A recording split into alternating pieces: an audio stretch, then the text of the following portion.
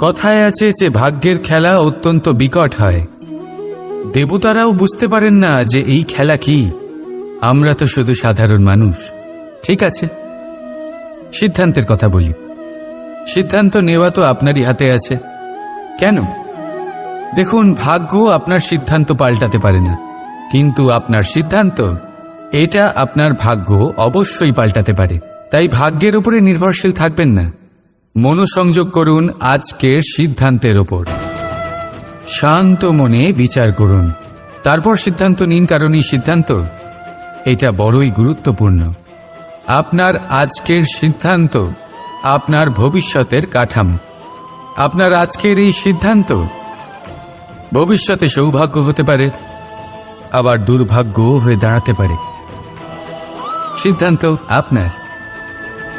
রাধা রাধা। কাল, আজ এবং কাল, আমাদের সমগ্র জীবন এই তিনটির আশেপাশেই ঘুরতে থাকে। আমরা সবসময় বিগত সময়ের বিষয়ে ভাবতে থাকি। অতীতে যদি আমাদের দ্বারা কোনো ভুল হয়, সেই বিষয়ে ভেবে ভেবে আমরা সবসময় অনুতাপ করতে থাকি। এটা উচিত নয়। দেখুন, অতীতের থেকে শিক্ষা লাভ করা অত্যন্ত আবশ্যক, কিন্তু সেই ভুল যাতে আবার না হয় সেই কাজটা কিন্তু আপনাকে বর্তমানেই করতে হবে, তাই না?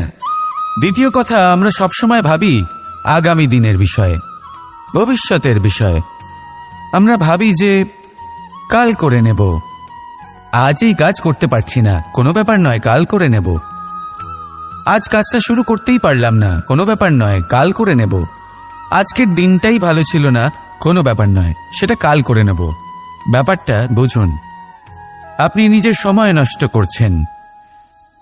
দেখুন, এই যে কাল, তা কখনোই আপনার হাতে আসবে না।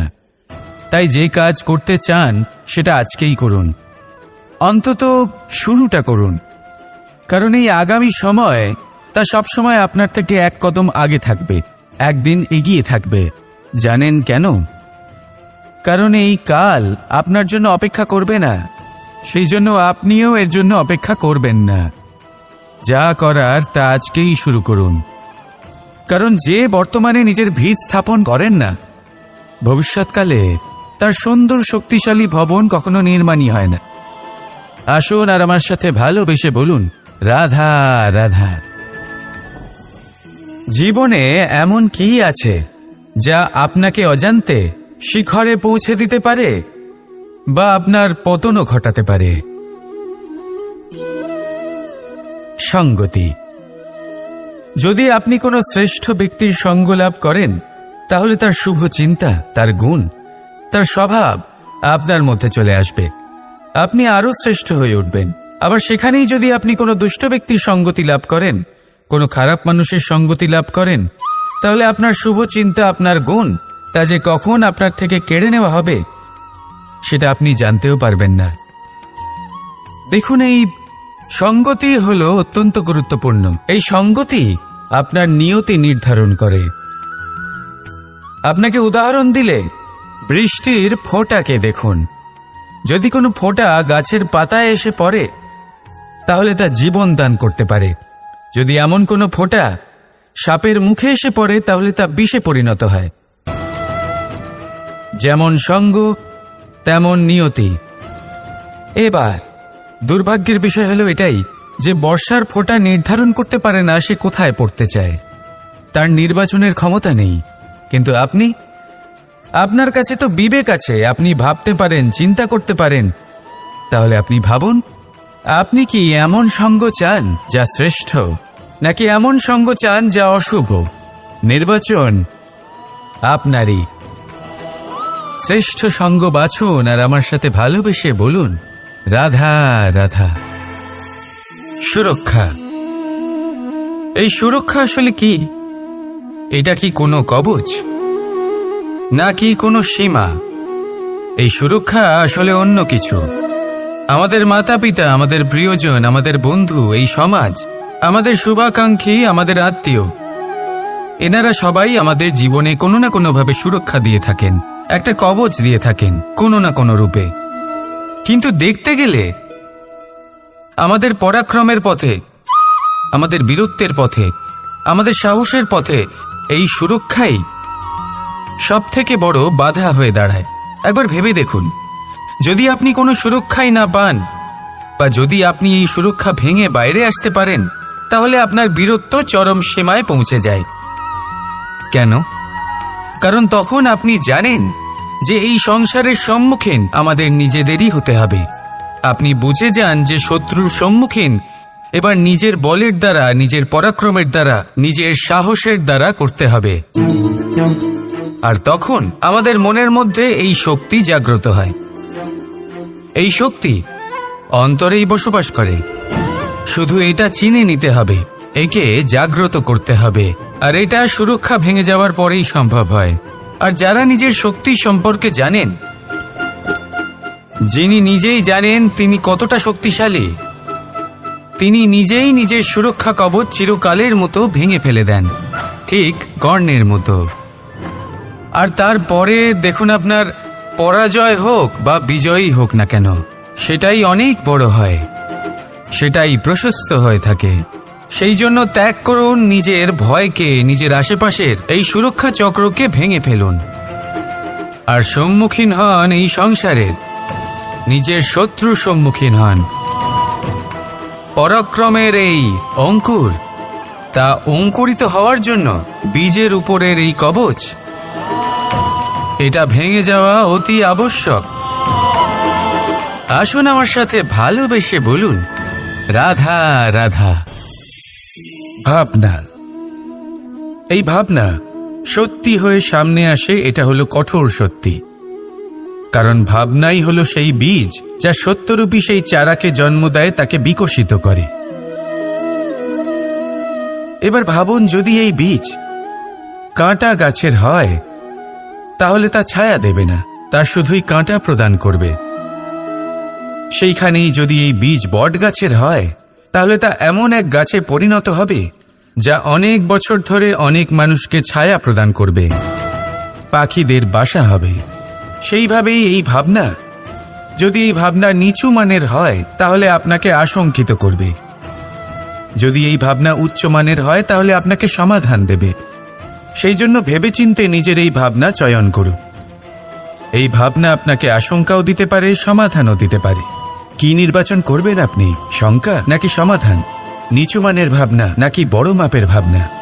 সিদ্ধান্ত আপনার। আসুন আমার সাথে ভালোবেসে বলুন, রাধা রাধা। ব্যক্তি সাফল্য পাওয়ার জন্য প্রথমে লক্ষ্য স্থির করে, তারপর পরিকল্পনা করে, তারপর পথে চলে। আর সব সময় এই চেষ্টাই করে থাকে যাতে তাতে সবচেয়ে কম বাধা আসে। এই পথে কোথাও কোনো চড়াই না আসে, কোনো উথরাই না আসে, কোনো খাদ না আসে। আর এখানেই সবচেয়ে বড় ভুল করে ফেলে। কিভাবে? ভাবুন, এক সোজা সরল পথ আপনাকে কোথায় নিয়ে যাবে? এক সরল সাধারণ স্থানে। সেখানে তো যে কেউ পৌঁছতে পারে, তাতে বিশেষত্ব কি আছে? ভাবুন, যদি আপনার পথে বাধা থাকে, বিঘ্ন থাকে, বিপত্তি থাকে এবং তার উপর এক শিখরও থাকে যা আপনার জন্য অপেক্ষা করছে। সাফল্যের সেই শিখর যেখানে কেউ সহজে পৌঁছতে পারে না, যা হলো বিশেষ। তাই নিজের জীবনে যখনই সমস্যা আসবে, তাকে ভয় পাবেন না, মুখে হাসি নিয়ে তাকে স্বাগত জানান। আর সাবধানে থাকবেন, যদি আপনার পথে কোনো বাধাই না আসে, তাহলে এর দুটোই অর্থ হয়। হয় আপনি নিজের লক্ষ্য সঠিক বেছে নেননি, নয় আপনি রাস্তা সঠিক বেছে নেননি। রাধা রাধা। মানুষ কতটা শক্তিশালী হয়, তার কতটা সামর্থ্য রয়েছে, সে কতটা প্রতিভাশালী হয়, এটা হয়তো বলার কোনো দরকারই নেই। আজকের দিনে সবাই জানে যে মানুষ কি না করতে পারে। মানুষ চাইলে সব কিছু করতে পারে। মানুষ যদি চায়, মাছের মতো জলে সাঁতার কাটতে পারে। মানুষ যদি চায়, হিমালয়ের মাথা নতও করতে পারে। মানুষ যদি চায়, সমুদ্র থেকে মুক্ত সংগ্রহ করতে পারে। মানুষ যদি চায়, তাহলে আকাশের পাখির মতো বিচরণ করতে পারে। মানুষ চাইলে সব কিছু পেতে পারে সে, জ্ঞান, সম্পত্তি, পরিবার, সাফল্য, সব কিছু। যদি কিছু থাকে যেটা সে গ্রহণ করতে চায় না, সেটা হলো তার দোষ, তার ভুল। মানুষ এসব কখনো গ্রহণ করতে চায় না, কিন্তু যেদিন মানুষ তার দোষ বুঝতে পারবে, নিজের ভুল বুঝতে পারবে, সেটা স্বীকার করতে পারবে আর সেটা ঠিক করার পথে অগ্রসর হবে, তাতে সে সফলও হবে, সেদিন সে প্রকৃত রূপে মানুষ বলে গণ্য হবে। সেদিন সে মুক্তি লাভ করবে। ভুল সবাই করে, দোষ সকলের মধ্যে থাকে, সেটা গ্রহণ করুন, তা সংশোধন করার চেষ্টা করুন, জীবনে এগিয়ে যেতে পারবেন। আর আমার সাথে ভালোবেসে বলুন, রাধা রাধা। সূর্য কারোর জন্য হলেন শক্তিদাতা ঈশ্বর, আবার কোনো প্যাঁচার জন্য হলো চোখ বন্ধ করে দেওয়ার মতো তীব্র আলো। নদী কারোর জন্য হলো তৃষ্ণা মেটানোর স্রোত, আবার কারোর জন্য বন্যারূপী বিনাশকারী আশঙ্কা। সাগর কারোর জন্য হলো নোনা জলের ভাণ্ডার, আবার কারোর জন্য অগন্তি প্রাণী জগতের সম্ভার। প্রশ্ন হলো, প্রত্যেক ব্যক্তির জন্য প্রত্যেক অনুভূতি বা বস্তুর সারমর্ম আলাদা কেন হয়ে থাকে? যা কারোর জন্য হলো বিষ, তা অন্য কারোর জন্য অমৃত কেন? যা কারোর জন্য অমৃত, তা অন্যের জন্য বিষ কেন? উত্তর বড়ই সোজা। আমরা বস্তু বা অনুভূতিগুলিকে সেভাবে দেখি না যেরকম তা হয়ে থাকে। আমরা বস্তু বা অনুভূতিকে সেভাবে দেখি যেরকম আমরা হয়ে থাকি। এবারের উপায় কি হতে পারে? নিজেকে পরিশুদ্ধ করুন, সব কিছুই শুদ্ধ হবে। রাধা রাধা। বৃষ্টির ফোঁটা কত ছোট, কিন্তু সাগর কত বড়, হিমখণ্ড কত ছোট, হিমালয় কত বড়। কত পার্থক্য আছে দেখুন। দশরথ পুত্র রাম আর শ্রীরাম। দেখুন, একটা ফোঁটা একসাথে মিলিত হয়ে তখন এই বিশাল সাগর তৈরি হয়। সকল হিমখণ্ড যখন একসাথে মিলিত হয় তখন এই বিশাল মহান হিমালয় গঠিত হয়। সেইভাবেই একটা ছোট্ট বনবাস দিয়ে শুরু হয়েছিল একটা যাত্রা, রাম থেকে শ্রীরাম হবার পথে, মর্যাদা পুরুষোত্তম হবার জন্য। কিন্তু এর থেকে আপনি কি শিখলেন? বিন্দু আসলে মহান নয়, মহান হলো সাগর। হিমখণ্ড মহান নয়, মহান হলো হিমালয়। অর্থাৎ কোনো মহান কাজ করার জন্য বা মহান হবার জন্য আপনাকে আরম্ভ করতে হবে ছোট থেকে। একটা অত্যন্ত সরল কিন্তু একটা গুরুত্বপূর্ণ কথা আমি আপনাকে বলতে চাই। দেখুন, আরম্ভ করার জন্য প্রথমেই আপনার মহান হবার কোনো প্রয়োজন নেই, কিন্তু হ্যাঁ, মহান হবার জন্য প্রথমে আরম্ভ করা অত্যন্ত প্রয়োজনীয়। আপনি যদি শুরুই না করেন তাহলে কখনো মহান হতেই পারবেন না। প্রকৃত নিষ্ঠা দ্বারা আরম্ভ করুন। আপনার পদক্ষেপ, আপনার কর্ম যতই ক্ষুদ্র হোক না কেন, তা করতে থাকুন, নিরন্তর চেষ্টা করতে থাকুন। তারপর দেখবেন এই যে মহানুভবতা নিজে পথ চলে আপনার কাছে আসবে। তাই আপনি এটাই করুন আর আমার সাথে ভালোবেসে বলুন, রাধা রাধা। বর্ণমালার সব থেকে প্রথম অক্ষর হল ক। হয়তো সেই জন্যই এই জীবনের, এই সংসারের সব থেকে প্রথম এবং গুরুত্বপূর্ণ জিনিস হল কর্ম। এবার এই কর্ম আসলে কি? জন্মগ্রহণ থেকে মৃত্যু পর্যন্ত এই জীবনকালে মানুষ যা কিছু করে থাকেন সেটাই হলো ওনার কর্ম। এটা যা কিছু হতে পারে। দয়া করে দান করা ভিক্ষা, আবার ছলনা করার বাসনা নিয়ে বলা কোনো মিথ্যা। এবার একটা মানুষের কর্ম সমগ্র মানব জাতির প্রারব্ধ নির্ধারিত করতে পারে। এতটাই শক্তি থাকে এই কর্মে। যদি কথা বলা হয় ধর্ম স্থাপনের সারথীর, তাহলে তার সব থেকে গুরুত্বপূর্ণ গুণ হলো তার কর্ম। সেই জন্য আমি খুঁজে চলেছি এমন একজন ব্যক্তি যিনি শুধু বীর নন, যিনি কর্মবীরও। কারণ এই রথের দড়ি হোক বা সংসারের আশা, এই দুটোই তিনি সামলাতে পারবেন। এবার এটাই দেখতে হবে এই স্বয়ম্বরে এমন কোন ব্যক্তি আছেন যিনি নিজের এই কর্মকে পূর্ণ নিষ্ঠার সাথে পালন করতে পারেন। আসুন আমার সাথে ভালোবেসে বলুন, রাধা রাধা। আপনি কি কখনো জলকে নিজের মুঠোতে ধরে রাখার চেষ্টা করেছেন? চলুন আজ করা যাক।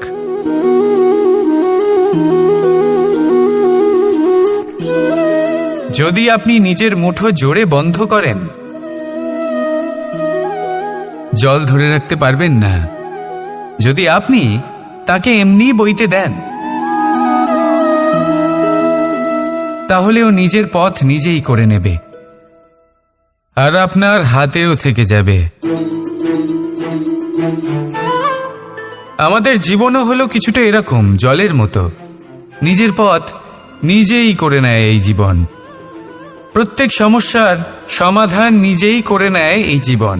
তাই জীবনে যখন কোনো পরিস্থিতি আমাদের প্রতিকূল হয়ে থাকে, কিছুই হয়তো আমরা বুঝতে পারছি না, কিছুই যখন বসে থাকে না, তখন আমরা হতাশ হয়ে পড়ি, নিরাশ হয়ে পড়ি। আর এটাই করা উচিত নয়। শান্ত মনে দেখতে হবে যে এই জীবনে আসলে কি ঘটে চলেছে। কষ্ট সবাই ভোগ করেন। কষ্ট পেলে কেউ রেগে যান, রেগে গিয়ে পরাক্রম দেখান। এটাই তো করা উচিত নয়। শান্ত মনে সেটাই করতে হবে যা জীবন আমাদের শেখাতে চাইছে। জীবন আমাদের সব শিখিয়ে দেবে, শুধু মনে রাখবেন কখন প্রয়াস করতে হবে আর কখন আমাদের প্রতীক্ষা করতে হবে, সেটা আগে আপনাকে বুঝতে হবে। তাহলে আসুন আমার সাথে ভালোবেসে বলুন, রাধা রাধা। পড়ে যেতে কোনো আপত্তি নেই, শুধু পড়লে পড়ো সেই জলের ফোঁটার মতো যা এই সংসারকে জীবন দান করে। আর সেই ওঠার মধ্যেও কোনো কৃতিত্ব নেই, যেখানে অন্য কারোর কাঁধের ওপর পা রেখে উঠতে হয়।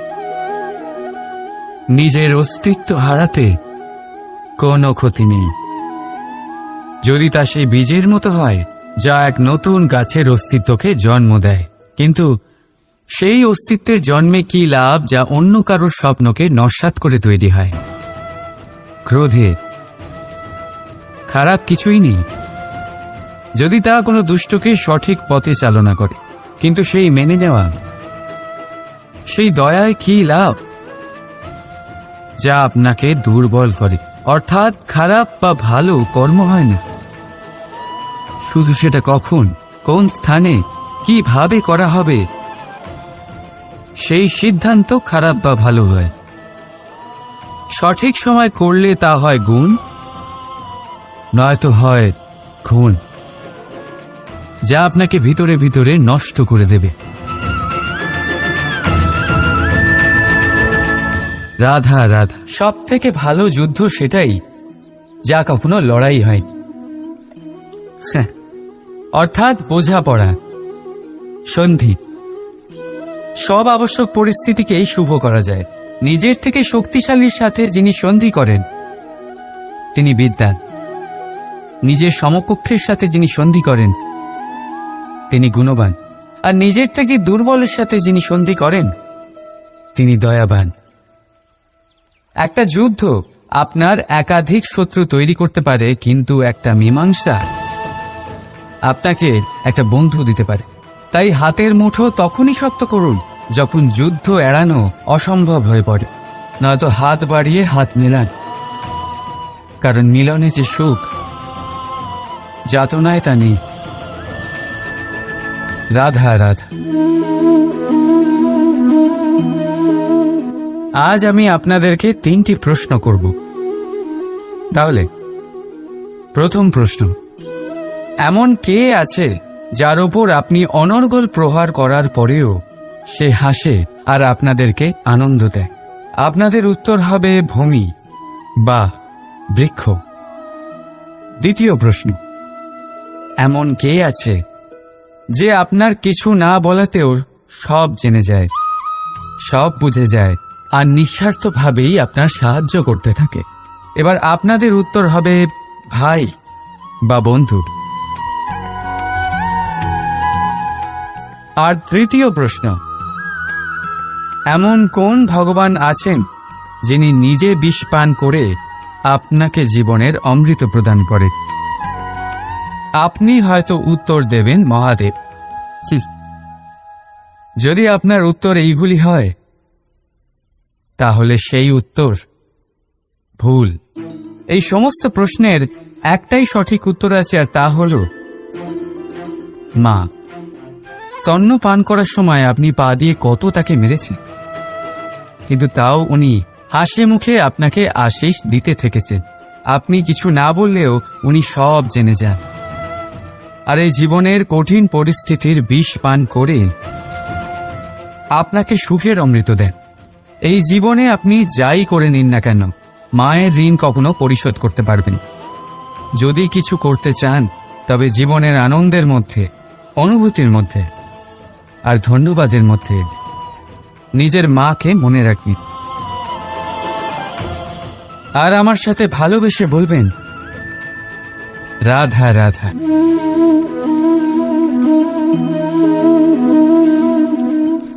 শীতকালের সন্ধ্যায় এই জ্বলন্ত কাঠে হাত সেঁকতে কার না ভালো লাগে? কত সময় পেরিয়ে যায় এই কাঠ সরাতে, ঘোরাতে, বোঝাই যায় না। এই কাঠগুলি আগে জ্বলে, তারপর আমাদের উষ্ণতা দেয়, আর তারপর ছাই হয়ে যায়। আচ্ছা বলুন, এই আগুনের উৎপত্তি কোথা থেকে হয়? উত্তরটা সহজ, এই কাঠ থেকে। আচ্ছা, এই ছাইয়ের উৎপত্তি কোথা থেকে হয়? উত্তর সেই একই, এই কাঠ থেকেই। তাহলে আগুন আর ছাই, এই দুইয়ের উৎপত্তি কাঠ থেকেই হয়। এবার ভাবুন, আগুন যা এই কাঠ জ্বালায়, আর ছাই সেই ছাই যা এই আগুন নিভিয়ে দেয়। কিছু বুঝলেন? আপনার শক্তি আপনার ভেতরেই উৎপন্ন হয়, আর আপনার অন্তরের ক্ষতিকর সেই ছাই, সেটাও আপনার ভেতরেই উৎপন্ন হয়। তাই নিজের ভিতরের উজ্জ্বলতা দিয়ে এই সংসারকে আলোকিত করতে চান, নাকি নিজের ভেতরের আধার বার করে এই সংসারে অন্ধকার আনতে চান? সিদ্ধান্ত আপনার। রাধা রাধা। কখনো কখনো আপনার মনে এই প্রশ্ন জাগে, তাই না? এই সংসারে কি এমন আছে যা পাওয়া অসম্ভব? হয়তো আমারও মনে এই একই প্রশ্ন জাগে। তখন আমি ভাবি, এই সংসারে এমন কি আছে যা পাওয়া অসম্ভব? ধন? না। যশ? না। সম্মান? না।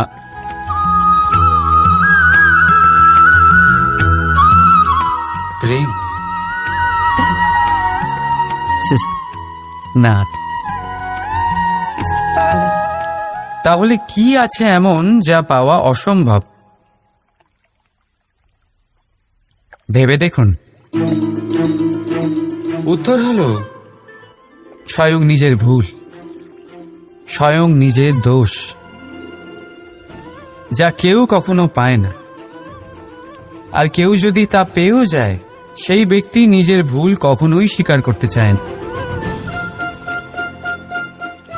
কিন্তু যে ব্যক্তি নিজের ভুল স্বীকার করে, নিজের দোষ স্বীকার করে,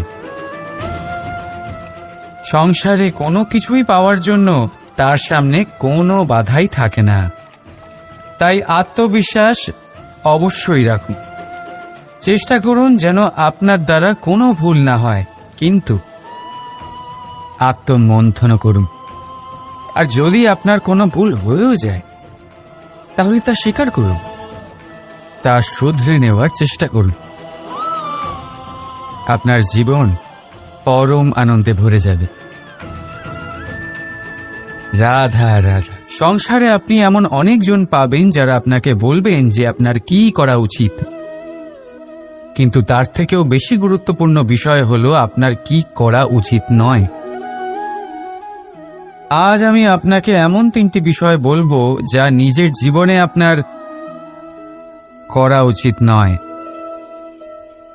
প্রথম কথা, আনন্দে কখনো কথা দিতে নেই।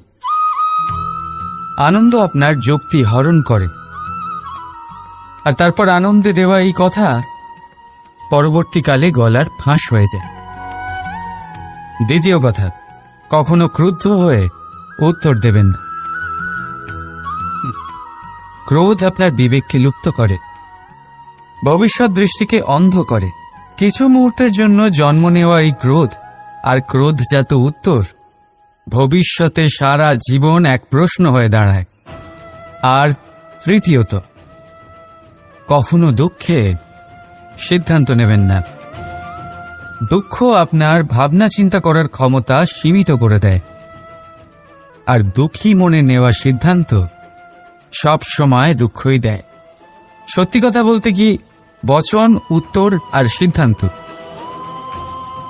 সব সময় জীবনে ভেবেচিন্তে নেওয়া আর দেওয়া উচিত। ভেবেচিন্তে যদি কাজ করেন, এই সংসারে কখনো কোনো সমস্যার সম্মুখীন হতে হবে না। রাধা রাধা। কখনো কখনো আপনার মনে এই প্রশ্ন নিশ্চয়ই আসে যে এই প্রেম কি, কিভাবে বোঝা যায় এই প্রেম? উত্তর বড়ই সহজ। যতক্ষণ না আপনি প্রেম করবেন, ততক্ষণ আপনি প্রেম বুঝতেই পারবেন না।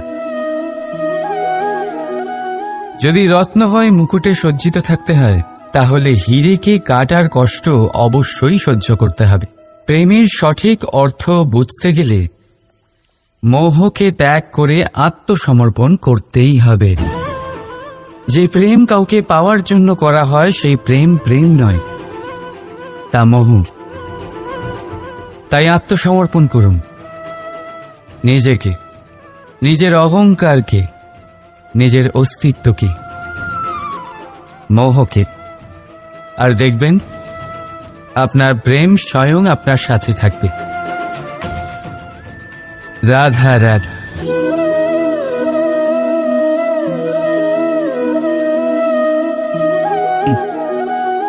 জীবনে কোনো এক লক্ষ্য প্রাপ্ত করতে গেলে মানুষ 2টি ভাব নিয়ে এগিয়ে চলে।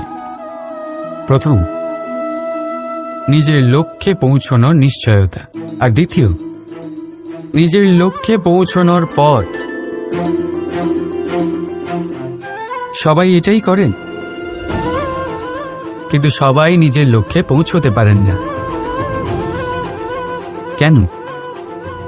কারণ লক্ষ্যে যখন পৌঁছানো যায় না, মানুষকে কিছু বদলাতে হয়। কেউ নিজের নিশ্চয় লক্ষ্য বদলে ফেলেন, কেউ নিজের পথ। যারা নানান পথে চেষ্টা করতে থাকেন তারা সফল হয়েই যান, কিন্তু নিজের নিশ্চয় লক্ষ্য যারা বদলান, সাফল্যের স্বাদ তারা কখনোই পান না।